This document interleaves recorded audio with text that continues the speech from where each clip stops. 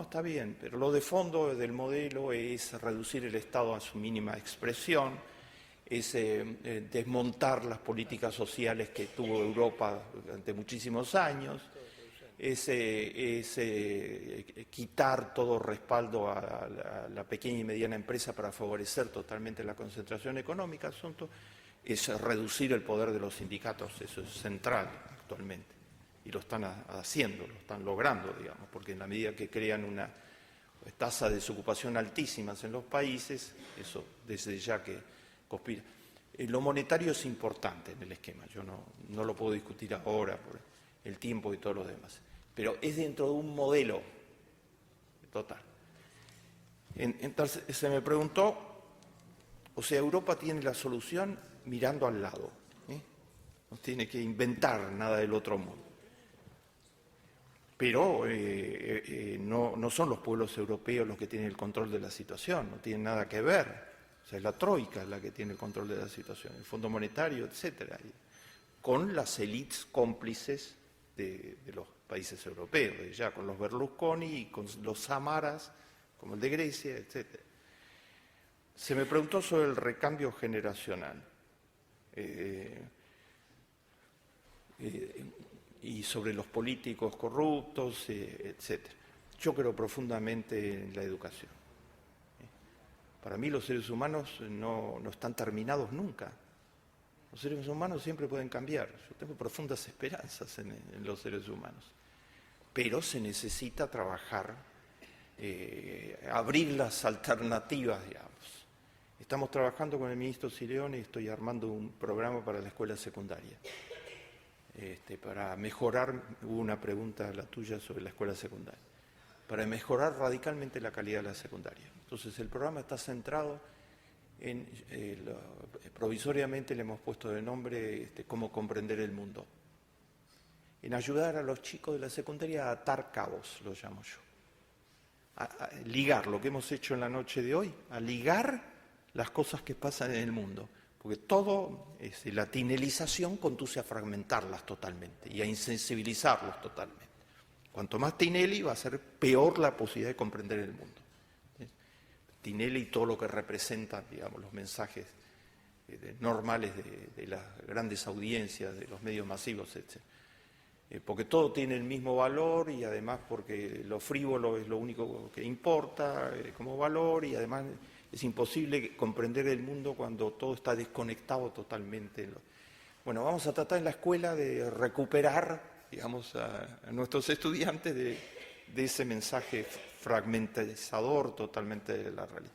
Lo tenemos que hacer desde el kinder, o sea, desde el jardín de infantes. Primero tenemos que conseguir que los chicos vayan al jardín de infantes, que todos vayan. Segundo, tenemos que conseguir que en el jardín de infantes haya un trabajo fuerte para desarrollar los valores solidarios. Un chico de 3, 4, 5 años tiene toda la capacidad para desarrollar valores solidarios. Pero tenemos que trabajarlo educativamente, ¿no? Yo tengo, digamos, mi pequeñísimo ejemplo familiar, ¿no? Tenemos unos cuantos nietos. Mi señora me tiene prohibido decir cuántos nietos son. Tenemos unos cuantos nietos, gracias a Dios. Y bueno, ahora Danielita, que tiene 4 años, y la chiquita que le sigue, que tiene 3, cada rato se repiten uno al otro. Hay que compartir, hay que compartir, cada rato, hay que compartir.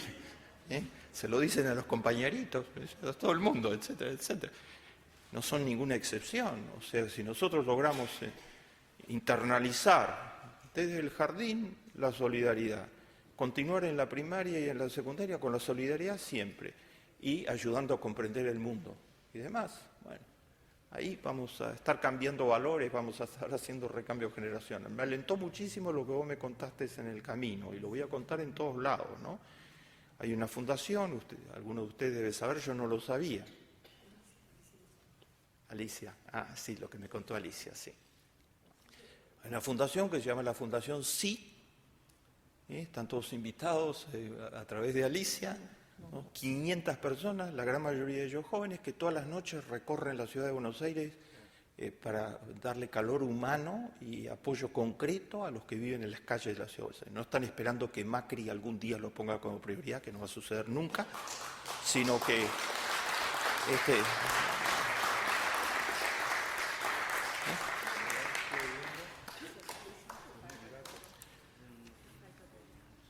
me preguntaron sobre la educación, la magnífica pregunta que tú hiciste. Corremos en la trampa de tragarnos todo el cuento. Yo planteo siempre de que cuidado con creer que la tarea está completada, en muchos campos.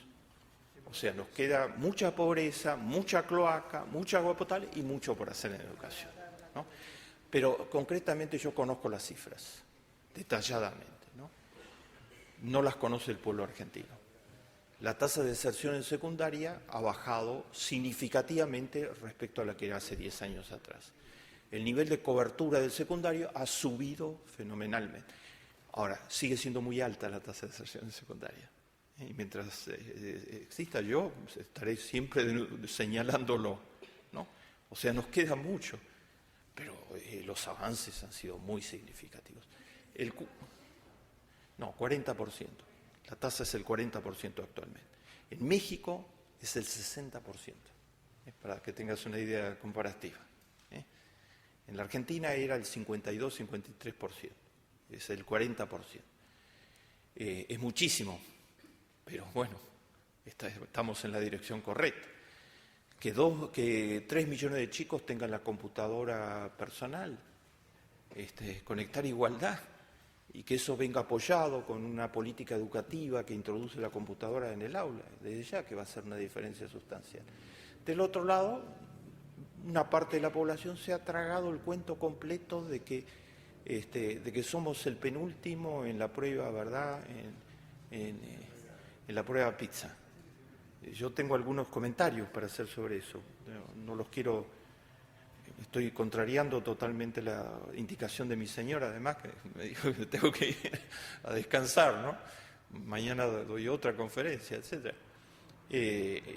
Están invitados, va a ser otro tema distinto en la Universidad de Buenos Aires, en la Facultad de Ciencias Económicas, a las 6 de la tarde voy a hablar sobre el agua y el saneamiento. En el aula magna de la Facultad de Ciencias Económicas de la Universidad de Buenos Aires. El arrete ha sido la prueba de PISA. O sea, se descalifica todo el esfuerzo que ha hecho el sistema educativo en la Argentina durante la gestión actual con arriete en que en la prueba de PISA salimos mal en la prueba de PISA. Algunos comentarios. La prueba de PISA solo es para los países que se presentan a la prueba de PISA. Se presentan cerca de 55 países sobre 190 que tienen las Naciones Unidas, ¿no? Entonces es para los países... Si se presentaran los 190, estaríamos en la tabla como estamos en otras tablas. Eso por un lado. Pero además la prueba de PISA, ¿qué coño mide? Pues a esta altura de la noche lo expreso en estos términos. Mide matemáticas, mide conocimiento de capacidad lectora, mide conocimiento de ciencias naturales. Son todas cosas útiles, sin ninguna duda, pero no mide lo más importante de todo. Ni de casualidad mide lo más importante de todo. Lo más importante de todo es qué está pasando con la formación ética de los chicos.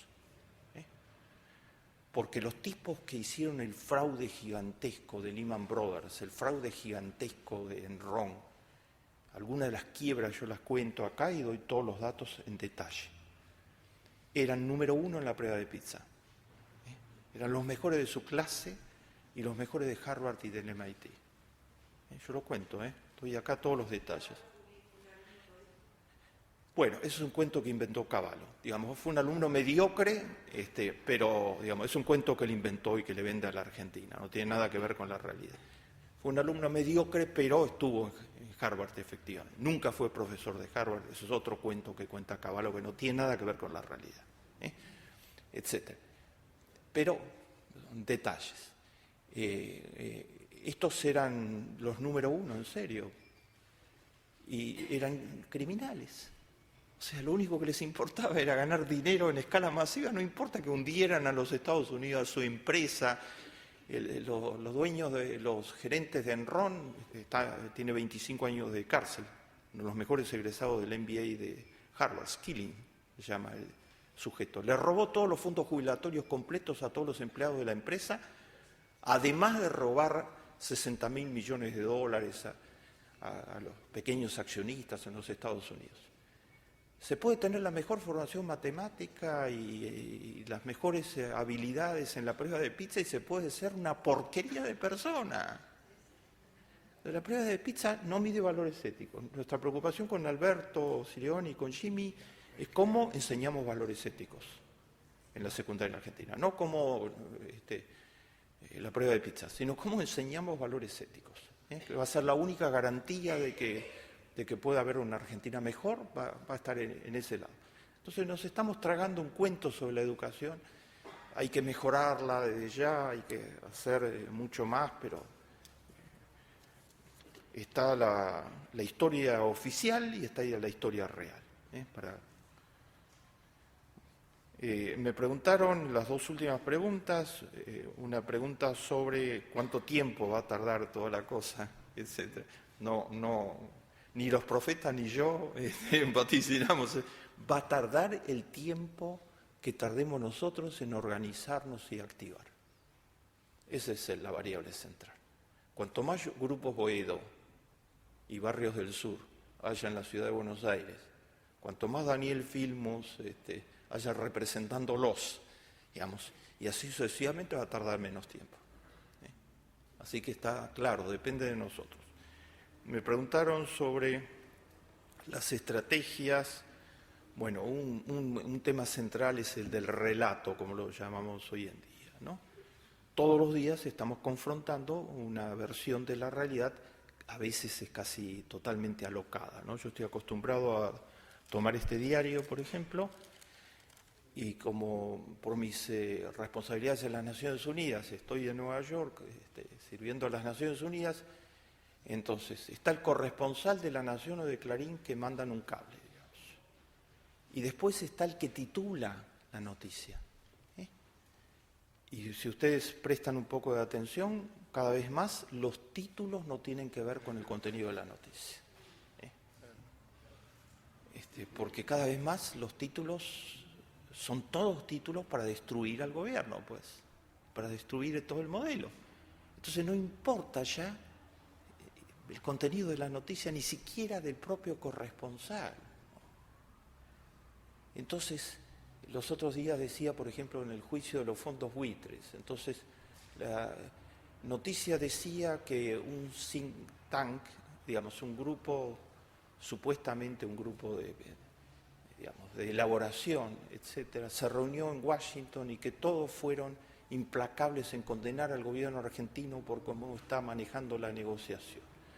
El corresponsal, digamos, matizó un poco porque puso que esos todos fueron 2 abogados de los fondos buitres y un mercenario argentino contratado por el fondo buitre, ¿no? El titular de la noticia es "El mundo contra la negociación de la deuda por parte del gobierno argentino". Es como lo de la mamadera, o sea, así es. Entonces nosotros tenemos que confrontar eso. Se confronta a través del sistema educativo, digamos que es fundamental y hay que confrontarlo a través de todo lo que podamos hacer en la internet, en las redes sociales y lo que podamos hacer. Hoy me dieron una paginita que creo que todavía la tengo en el portafolio, emocionante, ¿no? Porque se me acercan y me dicen: somos un movimiento de jóvenes y somos muchísimos por el agua potable, ¿no?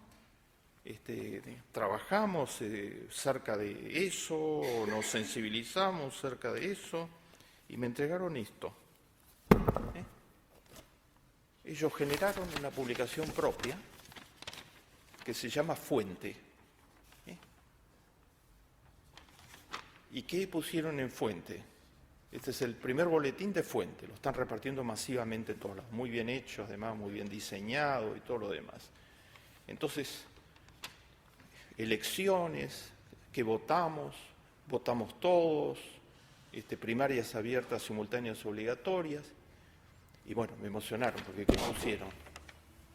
pusieron el último artículo mío en página 12, yo no los conozco, no tengo nada que ver, pusieron el último artículo mío que se llama Sin calificativos, una foto, etcétera, donde cuento muchas de las cosas que les conté a ustedes esta noche, ¿no?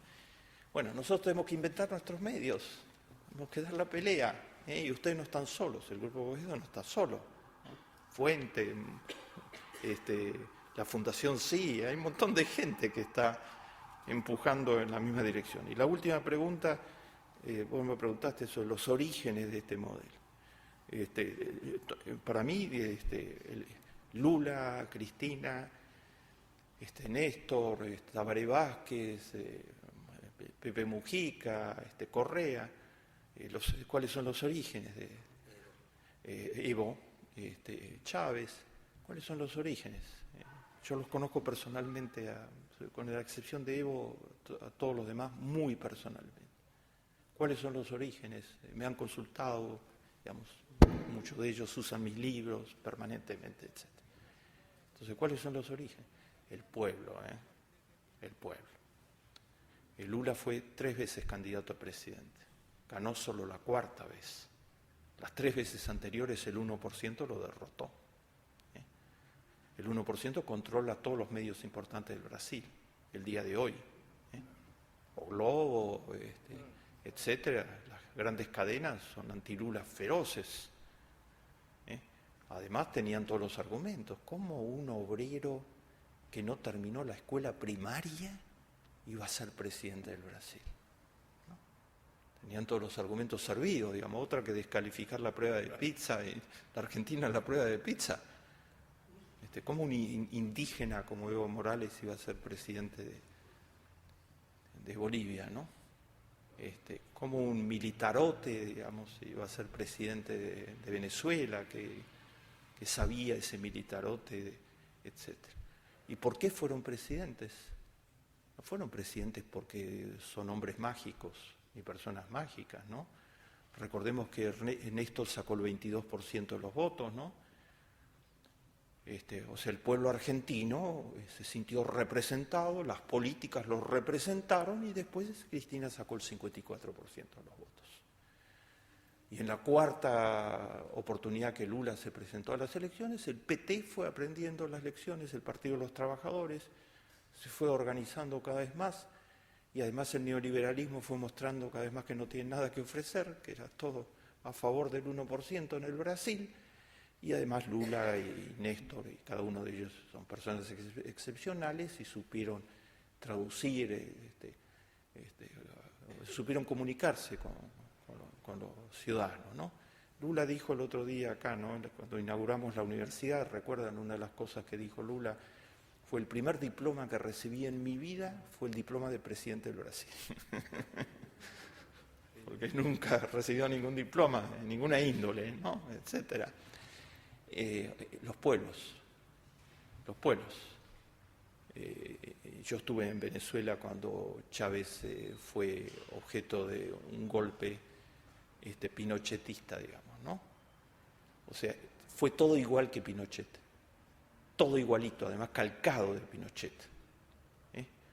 O sea, el 1% con apoyo internacional prominente al gobierno de Bush, con apoyo internacional prominente, etcétera, sobornó y logró cooptar a un grupo de generales, a la mayoría de los generales, en realidad, y lo arrestaron y estaban a punto de asesinarlo.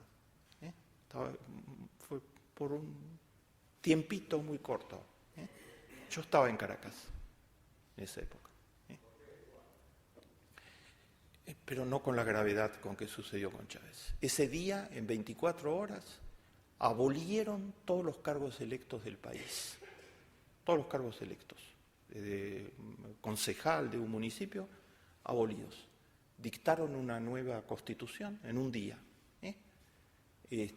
Nombraron presidente del país al presidente de la Central de Empresarios, al Berlusconi de Venezuela, y empezaron a concentrar a los prisioneros, que eran miles, en un estadio de fútbol. O sea, todo lo de Pinochet igualito. Seguía igual el libreto. Y salió todo el pueblo a la calle. masivamente. Y los generales tuvieron que decidir.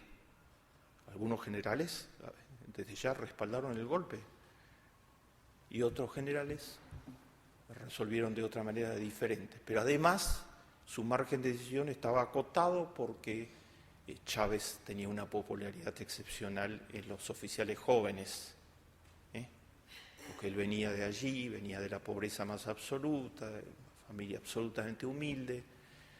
Y les puedo agregar, para terminar de contarles la historia ya que la empecé, ¿por qué Chávez? Vos me preguntaste el origen del modelo. Bueno, ¿por qué Chávez se hizo chavista, digamos? ¿De dónde sacó el chavismo, digamos, no? El chavismo de Chávez, contado por él personalmente, bueno, cuando fue electo presidente, esto lo cuento en privado total, les prohíbo que lo cuenten. Pero cuando fue electo presidente del país me convocó, no nos conocíamos. Me convocó en la primera semana de su presidencia y me dijo: Bernardo, yo a vos te conozco muy bien. Digo: presidente. Dice: estuve en prisión 1 año y leía todos tus libros en la prisión. Entonces quiero ahora que me ayudes a pensar. ¿Cómo fue que Chávez se hizo chavista? Digamos, Carlos Andrés Pérez, en su segundo gobierno, cuando inició su presidencia, resolvió hacer su gobierno neoliberal. Lo mismo que hizo Alan García, ahora traicionó a todo el pueblo peruano, hizo uno de los gobiernos más corruptos y más reaccionarios de la historia del Perú. Entonces, Carlos Andrés Pérez decidió lo mismo, iba a hacer un gobierno neoliberal. Y aumentó, una de sus primeras medidas de su segundo gobierno, el presidente fue aumentar el precio de la gasolina. Digamos, los ministros neoliberales le dijeron: no puede ser que se pague una gasolina tan barata en Venezuela, aumentemos el precio y vamos a recaudar aumentando el precio de la gasolina. La mitad el 60% de la población de Caracas vivía en los ranchos, en las villas miserias que están en la cadena Monte Ávila se llama, que bordea a Caracas. Es el único lugar donde pueden vivir porque ahí es en la montaña, no hay ninguna posibilidad de construir nada y cada vez que llueve se caen ranchos y se mueren. Entonces, para ir a trabajar tienen que tomar un transporte, el único transporte que hay, que se llama carrito por puesto, donde entran 15 personas amontonadas en una pequeñísima camioneta, digamos. Entonces bajan de los ranchos, no hay vialidad, no hay trenes, no hay ningún medio de transporte, salvo eso. Entonces, al subir la gasolina, los dueños de los carritos por puesto, que eran a su vez pobres, o sea, empresarios pobres, digamos, tenían una camionetica, digamos, tenían que subir el pasaje porque si no, no podían pagar la gasolina. Y entonces le encarecieron de repente la vida al máximo al 60% de la población. Le hicieron imposible la vida. Entonces bajaron de los ranchos. Yo estuve el día que fue el Caracazo. O sea, bajaron de los ranchos simplemente. O sea, el 60% que estaba ahí, digamos, oculto, bajó masivamente de los ranchos y tomó la ciudad de Caracas. No era ningún partido político, no era ninguna cosa organizada, sino era: no podemos seguir viviendo así. Simplemente nos han... y Carlos Andrés Pérez mandó a reprimir brutalmente. Hubo 3.000 muertos. Chávez era oficial del ejército y formó parte del operativo, llamémoslo. Entonces, él y sus compañeros de promoción, una parte importante de ellos, se juramentaron